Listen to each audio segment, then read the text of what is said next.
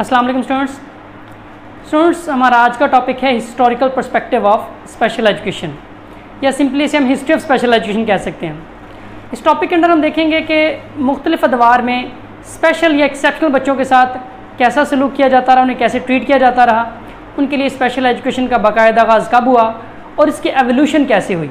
तो इस एतबार से हम स्पेशल एजुकेशन की हिस्ट्री को बेसिकली 7 डिफरेंट इराज में डिवाइड कर सकते हैं, क्योंकि मुख्तलिफ अदवार में एक्सेप्शनल बच्चों के साथ मुख्तलिफ किस्म का ट्रीटमेंट रहा है। इस वजह से हम इन्हें इसकी हिस्ट्री को हम 7 डिफरेंट इराज में डिवाइड कर रहे हैं।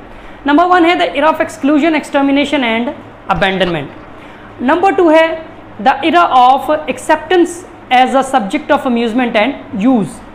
नंबर 3 है the era of prohibition, legal discrimination and witchcraft. Number 4 है the era of sympathy, asylums and institutionalisation. Number 5 है the era of isolated settings, that is special schools. Number 6 है the era of segregated settings, that are special classes या main streaming.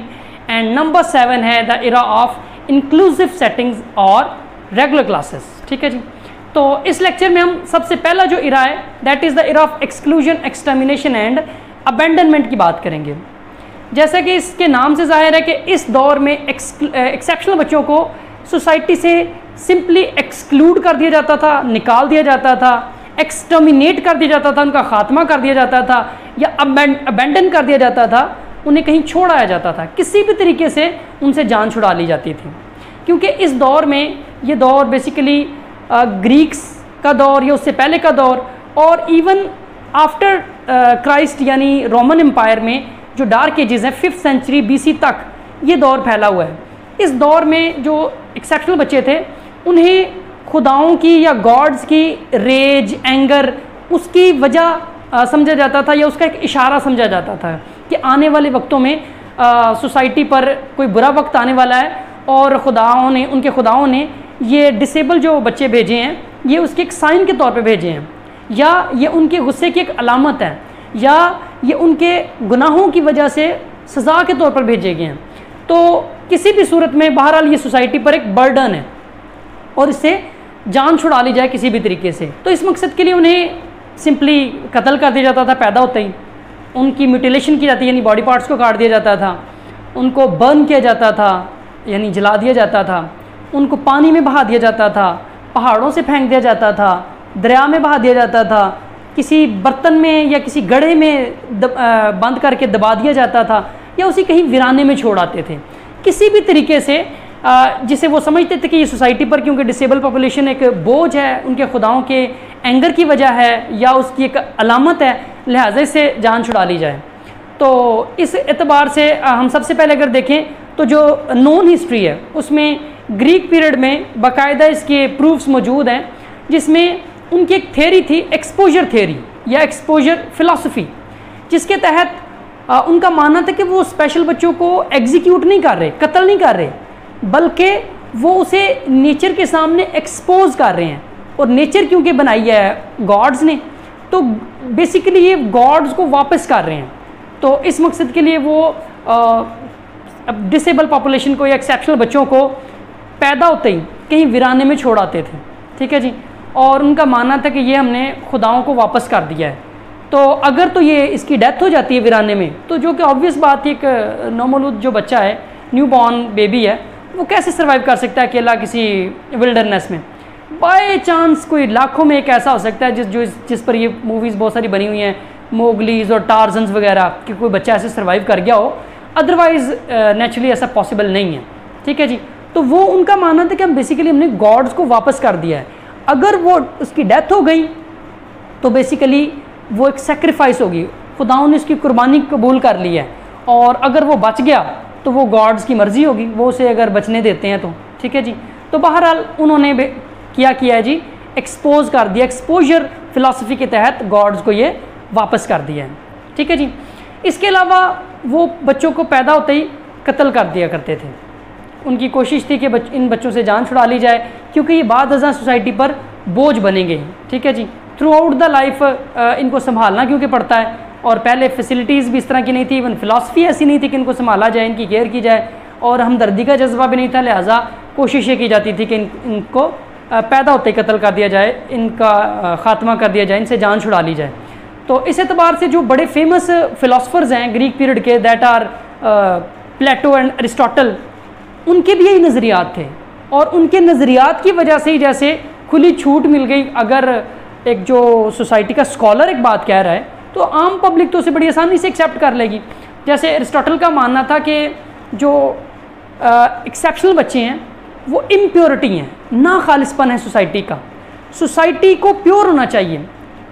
उनकी philosophy थी survival of the fittest, बचना सिर्फ उसे चाहिए जो बिल्कुल फिट हो, वो लाइफ में सोसाइटी के लिए प्रोडक्टिव साबित होगा।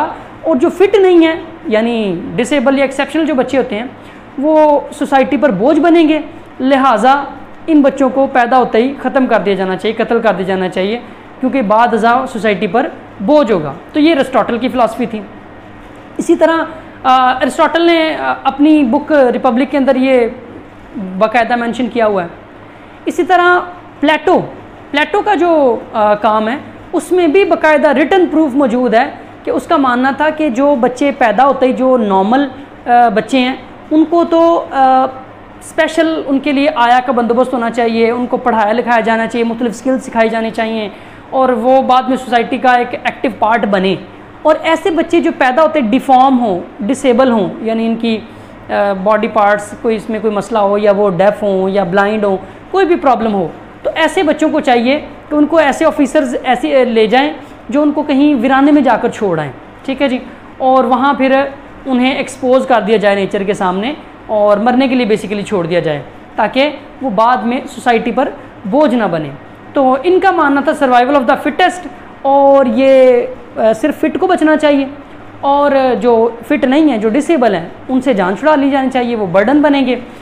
इसी तरह एक्सपोजर की फ़िलासफ़ी कि हम बेसिकली इनको एक्सपोज कर रहे हैं नेचर के सामने, यानी गॉड्स को वापस कर रहे हैं और कुर्बानी के तौर पर, क्योंकि ये हमारे गुनाहों की वजह से हैं या खुदाओं की किसी नाराज़गी की वजह से हैं, लिहाजा किसी भी तरीके से इनसे जान छुड़ा ली जाती थी, ठीक है जी।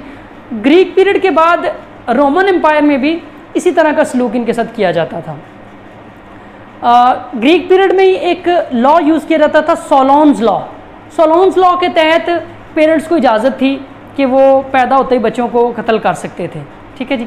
इसी तरह ग्रीक पीरियड में भी इसी तरह जो रोमन एम्पायर है उसमें भी यही असूल इस्तेमाल किए जा रहे थे। तो इसका एक बड़ा फेमस लॉ है रोमन एम्पायर के दौरान, लॉ ऑफ 12 टेबल्स।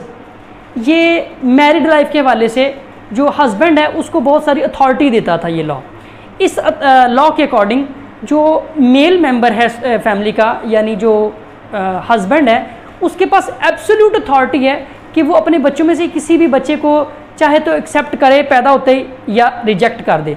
रिजेक्ट करने का मतलब है कि वो उसको चाहे कत्ल कर दे, ठीक है जी, कहीं वीराने में छोड़ आए, बेच दे, कुछ भी करे, वो उसकी सोल अथॉरिटी है। इसी तरह उसको अथॉरिटी ये भी हासिल थी कि वो अपनी बीवी को बगैर किसी वजह के डिवोर्स दे सकता है। तो ये लॉ ऑफ 12 टेबल था जो रोमन एम्पायर में एनफोर्स किया गया था। इसके तहत सोसाइटी में जो मेल थे या हस्बैंड्स थे वो पैदा होते ही बच्चों को एक बड़ी तादाद में उनको कत्ल कर देते थे, इसी वीराने में छोड़ आते थे, ठीक है जी, पानी में बहा देते थे। इस हवाले से एक बाकायदा एक माउंटेन मशहूर था, ठीक है जी, माउंट टाइगेटस, उससे फेंक दिया जाता था। पॉइंट बाकायदा बना हुआ था कि बच्चों को फेंक दिया जाए नीचे। एक दरिया बाकायदा मशहूर था जिसमें बच्चों को बहा दिया जाता था, ठीक है जी। तो इस तरह का सलूक रोमन एम्पायर के दौरान भी किया जाता था। इसके अलावा इनको स्पेशल बच्चों को उनमें एक ख़ास मेथड मौजूद था कि उन्हें मट्टी के कच्चे बर्तन जो हैं उनमें बंद करके और पानी के अंदर बहाया जाता था, या किसी वीराने में खड्डा खोदकर उसमें छोड़ाया जाता था, ठीक है जी। तो ये मुख्तलिफ़ किस्म के जो सलूक हैं ये ग्रीक पीरियड और रोमन एम्पायर में स्पेशल पॉपुलेशन या एक्सेप्शन बच्चों के साथ किए जाते थे। इसके अलावा जो बाकी यूरोपियन सोसाइटी थी या और तहजीबें थी, जैसे बेबीलोनियन सिविलाइजेशन थी, यानी ये जो आज का बगदाद या इराक है, ये इलाका, ठीक है जी, इजिप्शियन यानी मिस्री तहजीब, उनमें भी इसी तरह के सलूक किए जाते थे। बच्चों को पैदा होते ही कत्ल कर दिया जाता था। और बल्कि इन जो सिविलाइजेशन में एक और प्रैक्टिस जो की जाती थी या जो एक काम किया जा रहा था, वो ब्लाइंड बच्चों को गॉड्स के सामने एक सेक्रीफाइस के लिए, कुर्बानी के तौर पर पेश करने के लिए ब्लाइंड बच्चों को हल्की आंच पर बर्न किया जाता था, जला दिया जाता था। ठीक है जी, क्योंकि उनको लगता था कि ब्लाइंड बच्चे जो हैं बहरहाल ये बाद में आकर सोसाइटी पर बोझ बनेंगे या पेरेंट्स के लिए बोझ बनेंगे, तो उनसे जान छुड़ाने के लिए उन बच्चों को हल्की आंच पर जला दिया जाता था। तो बेसिकली ये गॉड्स को खुश करने के लिए ये कुर्बानी के तौर पर बच्चे पेश कर दिए जाते थे। तो थ्रू आउट द ग्लोब, पूरी दुनिया में इसी तरह की प्रैक्टिसेस थी। डिसेबल पॉपुलेशन को इम्प्योर समझा जाता था, नाखालिसपन समझा जाता था, बर्डन समझा जाता था, गॉड्स का एंगर समझा जाता था, अपने सिंस का कोई शाखसाना या नतीजा समझा जाता था कि ये हमारे गुनाहों का कोई नतीजा है। ठीक है जी, तो किसी भी सूरत में इनको नॉर्मल या समझकर या इंसान समझकर सोसाइटी का पार्ट नहीं बने दिया जाता था, बल्कि इन्हें एक्सक्लूड, एक्सटर्मिनेट या अबेंडन कर दिया जाता था। ठीक है जी, तो इस दौर को हम the era of exclusion, extermination and abandonment कहते हैं। ठीक है जी, नेक्स्ट मैं वीडियो में इंशाल्लाह जो नेक्स्ट इराज हैं उनको वन बाय वन डिस्कस करूँगा। ओके स्टूडेंट्स, थैंक यू, अल्लाह हाफिज़।